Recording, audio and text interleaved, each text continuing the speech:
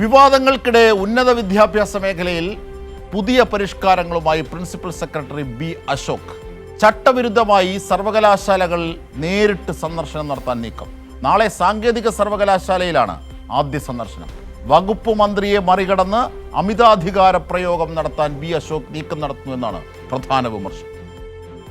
സർവകലാശാലകളുടെ പ്രവർത്തനത്തിൽ നേരിട്ടിടപെടാൻ നിലവിലെ ചട്ടങ്ങളനുസരിച്ച് ഉന്നത വിദ്യാഭ്യാസ വകുപ്പ് പ്രിൻസിപ്പൽ സെക്രട്ടറിക്ക് അധികാരമില്ല. സ്വയംഭരണാവകാശമുള്ള സ്വതന്ത്ര സ്ഥാപനങ്ങളാണ് സർവകലാശാലകൾ. നയപരമായ വിഷയങ്ങളിൽ പ്രോ വൈസ് ചാൻസലർ കൂടിയായ ഉന്നത വിദ്യാഭ്യാസ വകുപ്പ് മന്ത്രിക്ക് ഇടപെടാമെങ്കിലും ഉദ്യോഗസ്ഥർ നേരിട്ട് ഇടപെടുന്ന കീഴ്വഴക്കം നിലവിലില്ല. ഇതിന് വിരുദ്ധമായാണ് സർവകലാശാലകളിൽ പുതിയ പരിഷ്കാരങ്ങൾ നടപ്പാക്കാൻ പ്രിൻസിപ്പൽ സെക്രട്ടറി ബി അശോക് ഒരുങ്ങുന്നത്. എല്ലാ സർവകലാശാലകളിലും നേരിട്ട് സന്ദർശനം നടത്താനാണ് ബി അശോകിന്റെ നീക്കം. ഇതിന്റെ ഭാഗമായി സാങ്കേതിക സർവകലാശാലയിൽ നാളെ ആദ്യ സന്ദർശനം നടത്തും. പ്രധാനപ്പെട്ട ഫയൽ വിവരങ്ങൾ പരിശോധിക്കുന്നതിനും നീക്കമുണ്ടെന്നാണ് സൂചന. എന്നാൽ സർവകലാശാലയുടെ പ്രവർത്തനങ്ങൾ വിലയിരുത്താനാണ് സന്ദർശനമെന്നാണ് വിശദീകരണം. അതേസമയം ബി അശോകിന്റെ നീക്കത്തിൽ കടുത്ത അതൃപ്തി രേഖപ്പെടുത്തുകയാണ് സർവകലാശാലകളിലെ സിൻഡിക്കേറ്റ് അംഗങ്ങൾ ഉൾപ്പെടെയുള്ളവർ. സർവകലാശാല വിഷയങ്ങളിൽ ഇടപെടാൻ സെക്രട്ടറിക്ക് അധികാരമില്ലെന്നും ബി അശോകിന്റെ നീക്കം ചട്ടവിരുദ്ധമെന്നും ആരോപണം ഉയർന്നു കഴിഞ്ഞു. സർവകലാശാലകളിലെ വൈസ് ചാൻസലർമാർ, രജിസ്ട്രാർ, ഉന്നത ഉദ്യോഗസ്ഥർ എന്നിവരെ ഉൾപ്പെടുത്തി ബി അശോക് നേരത്തെ